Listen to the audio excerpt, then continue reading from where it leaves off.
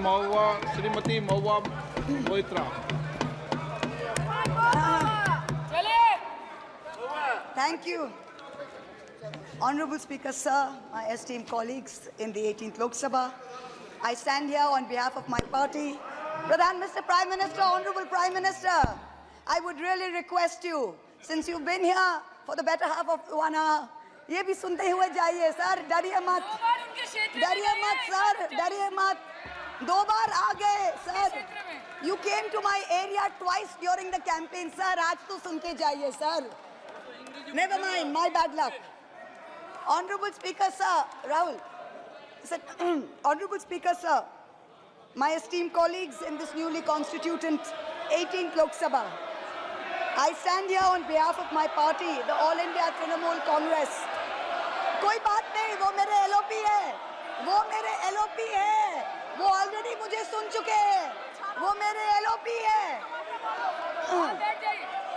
Honorable Speaker, sir, my esteemed colleagues, in this 18th Lok Sabha, I stand here on behalf of my party, the All India Trinamool Congress, to speak on the Honorable President's address. The last time I stood here, sir, I was not allowed to speak.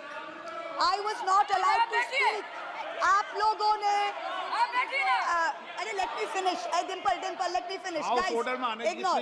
Let me finish. हाँ, जिसको जाना है, please जाइए, no problem. The last time I stood here, I was not allowed to speak. But the ruling party has paid a very heavy price for throttling the voice of one MP. मुझे बैठाने का चक्कर में जनता ने आपके 63 सदस्यों 63 जन को परमानेंटली बैठा दिया. You have gone down from 303 to 240. In my maiden speech in the Lok Sabha in June 2019, I spoke on the 7 signs of fascism that were taking over this country. 5 years to the date, on June 27, 2024, this House saw the unprecedented scene of the marshals welcoming the President of India, the Honorable President, with a Sengol in their hand. The Sengol is a symbol of the supreme authority of a monarch. It has no place in the temple of a constitutional democracy. But, Honorable Speaker, sir, it is understandable why this happened. Because the BJP has still not understood that their 303 brute majority, their Rajtantra, has been reduced to a 240-seat minority by the Loktantra. They are still living in the world of the Sengol.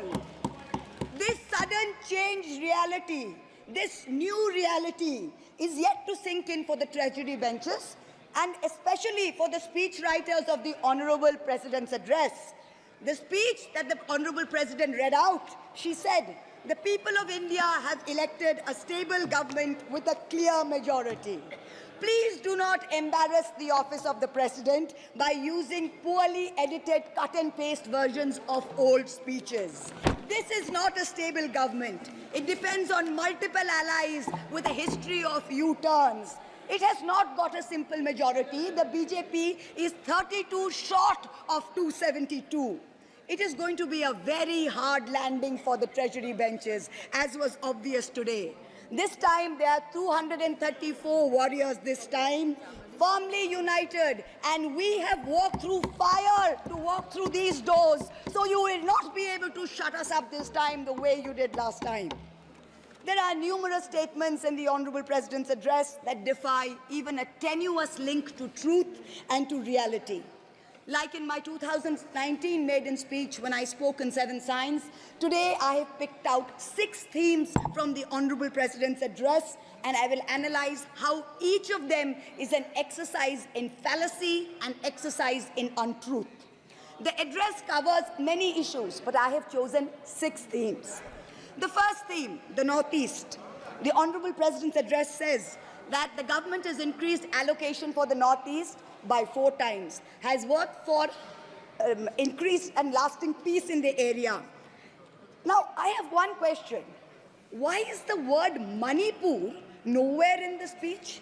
Why do we refer to the generic Northeast? During the Lok Sabha campaign, the BJP, the ruling party, the Honorable Prime Minister mentioned many words beginning with the letter M. Musalman, Mullah, Madrasa, Mughal, Mutton, Machli, Mujra, Mangal Sutra, but not once did they mention Manipur. We don't need to act east. The government says we want to act east. We don't need you to act east. Look east, walk east, and most important, embrace east. I stand here for my brothers and sisters of Manipur, and I quote the revolutionary poet Pablo Neruda. One morning the bonfires leapt out of the earth. One morning the bonfires leapt out of the earth, devouring human beings. And from then on, the fire. From then on, blood. Come, see the blood on the streets. Come, see the blood in the streets. Please go to Manipur, see the blood in the streets. The second theme in the President's address, women empowerment. The speech says, women in our country have been demanding greater representation in the Lok Sabha and Vidhan Sabhas, and today they stand empowered by the Women's Reservation Act. This is a complete untruth. Firstly, you conveniently delayed reservation for women in parliament because you actually fear women. Yes. You fear Nari Shakti. Yes. You want their support, but you certainly don't want us here.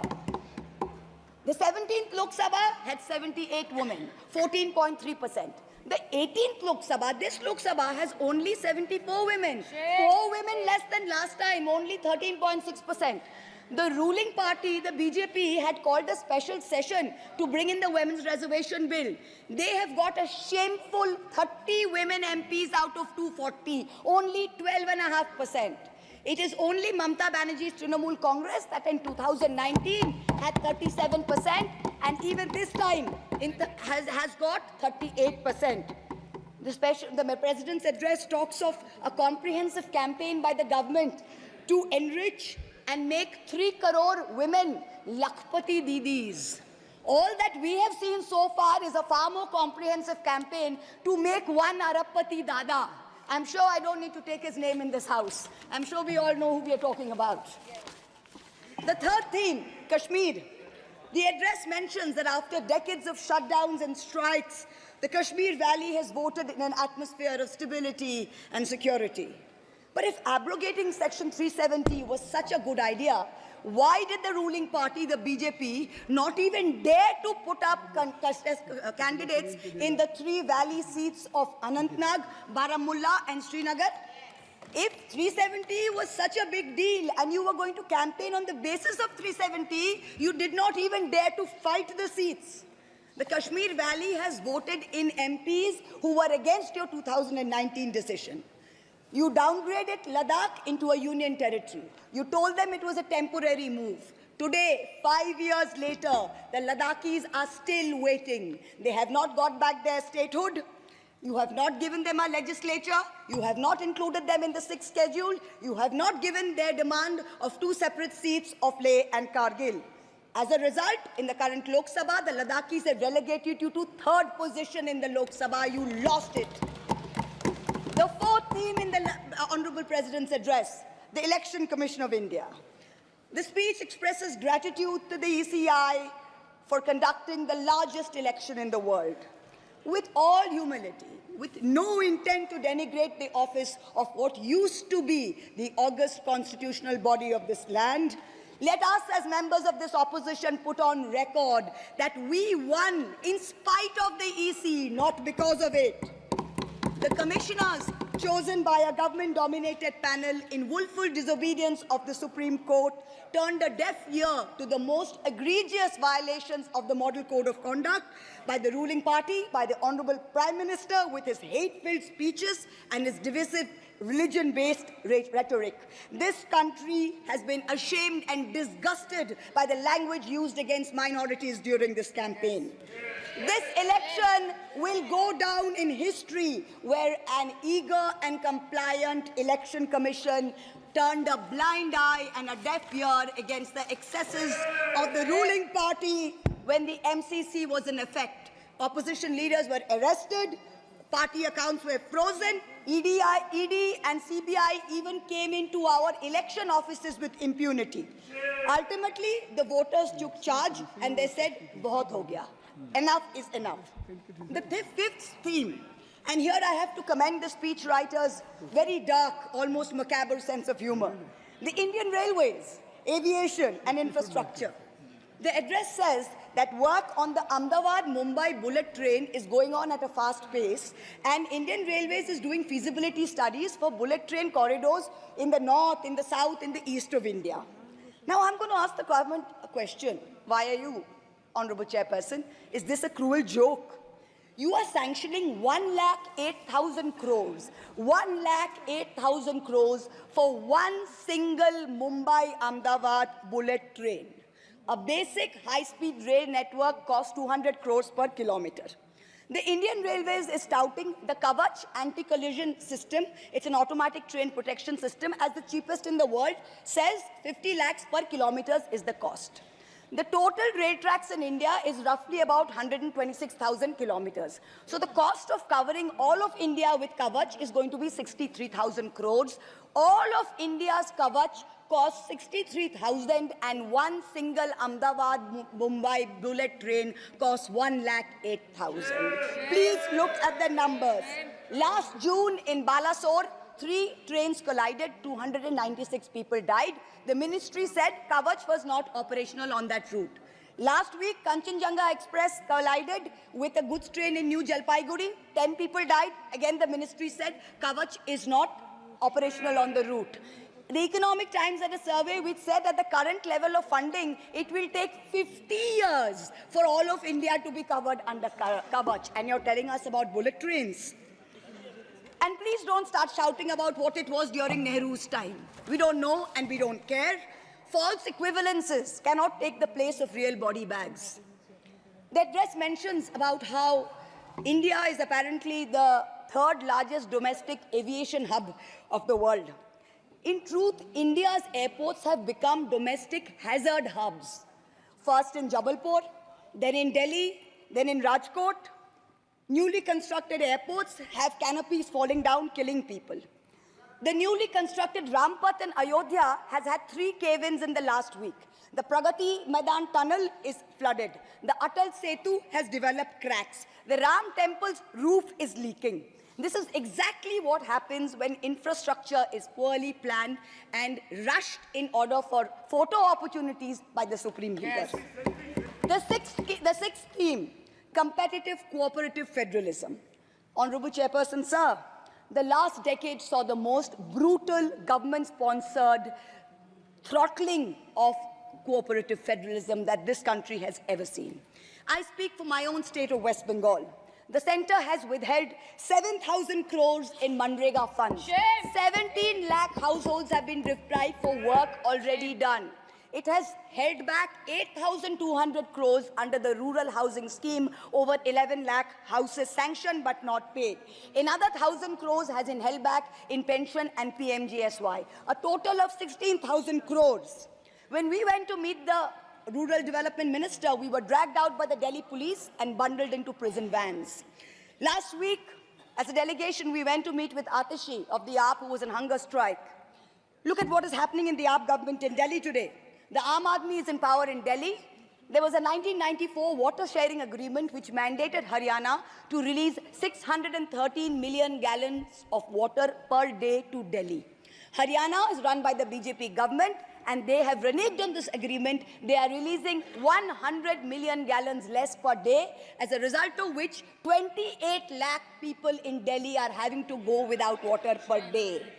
This government's competitive cooperative federalism seems to be an exercise in how to compete on how to choke opposition-run states. भैया हमको बैठाना आप पे बहुत भारी पड़ा, हमको मत बिठाइए, बहुत भारी पड़ा आप पे, बहुत भारी पड़ा. The government spent the past 5 years. Honourable member, kindly address to the chair. The government spent the first 5 years in almost perfecting an elected autocracy. And by the end of 2023, this government had reached the pinnacle of their arrogance. where this parliamentary democracy was replaced by a monstrous super cult, the cult of the supreme leader, the non-biological leader, born of the Paramatma, who stood in this house and proclaimed, "Ab ke baar 400 par, and ek akela kitno pe bhari pada." This was the turning point. This was the turning point when the destiny of the ruling party changed. Whether in Greek mythology, whether in Indian mythology, if you act with arrogance towards the gods, you will be punished. We have 33,000 gods in India. But in our democracy, the most supreme of them is the Gana Devata, the Lord of the people, and they have punished you. You may have formed a government again, but yours is a Pyrrhic victory, a victory which inflicts such a devastating toll on the victor that it is tantamount to a defeat. In Bengal, the supreme leader started his Vijay Sankalp Yatra on March 1st in the constituency of Arambagh, then came to Krishnanagar, then came to Barasat, ended on May 29th in Calcutta. मेरे ऊपर तो विशेष कृपा की उन्होंने दो बार आए. The BJP lost all these seats. The Honorable Prime Minister did 23 campaign meetings in Bengal and lost in 20 seats. In Maharashtra, the Honorable Prime Minister campaigned in 18 seats. The NDA lost in 15 of them. Ek akela kitno pe bhari pada. In Punjab, he campaigned in Hoshiarpur, in Jalandhar, in Patiala, in Gurdaspur. The BJP all lost all the 4 seats. Ek akela kitno pe bhari pada. In Rajasthan, he campaigned at Banswara with the most disgraceful references to Muslims. In outright violation of the law, the EC kept quiet. Not only did the BJP lose Banswara by over 2 lakh votes, the BJP, which had won 25 on 25 in 2019 and won the state government only months ago, came down to 14 seats. Ek akela kitno pe bhari pada. 3 states, Uttar Pradesh, Maharashtra and Bengal, account for 170 seats. That is exactly 1/3 of India. The BJP won in only 54 of them. Ek akela kitno pe bhari pada. In 2019, the Prime Minister, the Honorable Prime Minister, had taunted the now leader of the opposition by saying that he must have used a microscope to find that one single seat in India where the minority were in majority. Honorable Chairperson, sir, it is so ironic that today the majority needed no microscope to turn the BJP into a minority. जहाँ भी majority है, वहीं आप ही minority बन गए. आप तो घुस-घुस के मारने वाले थे ना, इस बार तो जनता ने घुस-घुस के मार दिया. The treasury benches have always claimed that the opposition lacked in hard work and in merit. We are all part of a Parivarvad. We are dynasts. Whereas they are proud to be part of a meritocracy. They are proud to be part of a Modi ka parivar.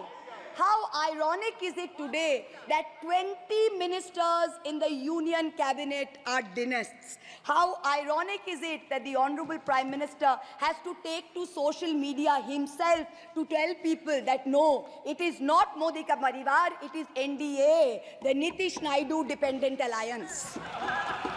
In January, the Honorable Prime Minister consecrated the unfinished Ram temple in Ayodhya. He said he was tasked with the divine duty of bringing Ram Lalla home. The Ram Mandir was going to ensure that not only would the BJP cross 400 seats, but that this government would last 1,000 years. The last time in history that we heard of a 1,000-year vision was during the Third Reich. This was the second time that we've heard of it. But then ultimately, Lord Ram said, stop, not in my name. Oti dorpe hoto Lanka. Too much arrogance, too much pride caused you to lose the kingdom of Lanka. The BJP lost in Ayodhya, Faizabad, where the temple is. It lost in Banda Chitrakoot, where Lord Ram meditated. It lost in Shravasti, where the son of the Honorable Prime Minister's ex-secretary said, my father has built the temple, campaigned in his name, you lost there. All the seats around Ayodhya, Basti, Sultanpur, Ambedkar Nagar, the BJP lost. ये तुम लोगों के नाम जपों में पहले सा आराम नहीं. ये तुम लोगों के नाम जपों में पहले सा आराम नहीं. जबरदस्ती के जय श्री राम में सब कुछ है, पर राम नहीं. जबरदस्ती के जय श्री राम में सब कुछ है, पर राम नहीं. Today in India, there are 2 types of leaders. Those of us who come via the voting machine, And then there are many who come via the washing machine. There are still people who say, wait, you don't know Modi ji. Wait 6 months and see. The BJP will get 300 members. To them I say, no, this will not happen this time. Because every potential turncoat will have to choose between temporary greed or fear and between permanently becoming politically irrelevant. So you can offer you can accept a temporary offer of a ministry, you can accept a temporary settlement of an existing trumped-up CBI or ED case, and you can switch parties. But when you go back to the electorate will punish you. Most turncoats have been punished by the electorate. Also this time, India has very large, solid bloc components. The Congress has 100 seats. SP has 37 seats. Trinamool has 29 seats. DMK has 22 seats. NCP and UPTA have 17 seats. So this is not a ragtag bunch of members that you can lure away. This is a solid bloc. So yes, it's a question of time. But the question is not whether they will get 300. The question is when people will join us and we will cross 272. The ruling party's politics have always been along the lines of religious hate and ethnic divisiveness. But even at the height of their power, when they got 303 seats, 1 out of 2 Hindus had not voted for the BJP. This time, even in their core Hindi heartland, their core voters have deserted them. The Muslims in India, over 250 of them, called infiltrators, called terrorists in the land of their birth, waited silently, patiently, and bided their time. And in one voice during this election, in every state, they stood up and they told the government, and I quote the poet Puneet Sharma, "Hindustan se mera seedha rishta hai. Tum kaun ho be? Tum kaun ho be? Kyun batlau tumko? Kitna gehra hai?" The Dalits, whom the BJP paid lip service to for so many years, realized that even the talk of 400 seats meant that Baba Sahib Ambedkar's constitution was in danger, and they deserted the party. The Marathas, whom the BJP coalition had tried so desperately to woo, realized that their promises were worth nothing. The BJP and its allies lost 7 out of 8 seats in Marathwad. The Jats, the careers of their youth at risk with this ill-conceived Agniveer scheme, their farming livelihoods threatened, their female wrestlers manhandled. They vented their ire at the ballot box. Ultimately, it was the BJP's policies of exclusion, not inclusion. You wanted to exclude everybody, and that was your undoing. You didn't need Muslims. You trampled on Dalits. You ignored farmers. You ignored Jats. You marginalized Kashmiris. Well, they consolidated their voice during this election pan-India, and today they don't need you. That's the message they've given you during this election. ये देश ही अपना हासिल है जहां राम प्रसाद भी बिस्मिल है. मिट्टी को कैसे बांटोगे? सबका ही खून तो शामिल है. That's what they said. You can't divide us. You can't do it anymore. This new India, this new frame of reference is going to be very hard for a lot of interest groups. Perhaps the first casualty is the legacy media. The Godi media was its own worst victim. The brown-nosing TV anchors and online trolls lied, spread fake information, amplified the government's propaganda. So-called psephologists who actually had printing contracts from the government of India were on TV 24/7 acting like the election was a done deal. There was no need for voting. The BJP had already won. Media moguls organized conclaves where they prostrated themselves before the Vishwa Guru. Anchors used staged interviews and set up scripts. In short, the media had lost all credibility. So when you asked the people during surveys which way they voted, they didn't trust you and they didn't tell you the truth, which is why you got it wrong. Ram Kamal Jha, the editor of the Indian Express, remarked that some media owners were so comfortable on their knees that it hurts to stand up. To them we say, please stay where you are. There is a new generation of journalists in India today with spine, with integrity, and with courage. A media you have done your best to silence with fake cases and attempts and censorship, but they have survived and they will thrive in the digital space. I will also touch upon another pillar in our democracy, the judiciary. 2 days ago, the Honorable Chief Justice of India, while on a visit to Calcutta, remarked that judges were not deities. They are here to dispense justice with compassion. Just as one can't be partly pregnant, you either are or you're not, justice and democracy too must be absolute. They cannot partly be in effect. The retirement age for High Court justices is 62, and the retirement age for Supreme Court judges is 65. Now, this has unfortunately contributed to High Court judges kowtowing to the Supreme Court Collegium and to the government for a last-minute elevation to be able to serve for 3 more years and then qualify for further sinecures, such as the head of the Lokpal, the head of the National Human Rights Commission, chairman of various tribunals. It has come to such a state that opposition leaders framed in politically motivated cases are denied and bail and denied justice simply because judges are even scared to touch their case for fear of offending the government. Today I say, the poorest people in India who have perhaps the most to lose from offending the government in power, they have shown spine and risen to the occasion. Your lords and ladyships, heed thy inner voice, have a spine, rise to the occasion. 7 months ago, on the 8th of December, this house was transformed into a Kurusabha, presided over by a blind Dhritarashtra, where Dushrasan Darbaris made every attempt to disrobe Draupadi. The ethics committee that voted to recommend my expulsion on the 9th of November, they voted 6-4, had 10 members and 1 chairperson. Of the 5 Lok Sabha members from the BJP, 4 have not returned to the House. The chairperson, a BJP member, has also not returned. The Congress turncoat from Punjab who voted against has also not returned.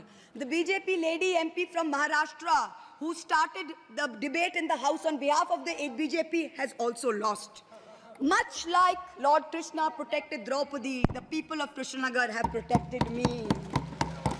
In the last year, a lot of people look at me and say, oh, Mahua, you must have lost a lot. You lost your membership, you lost your house. And by the way, I also lost my uterus due to a surgery. But you know what I gained?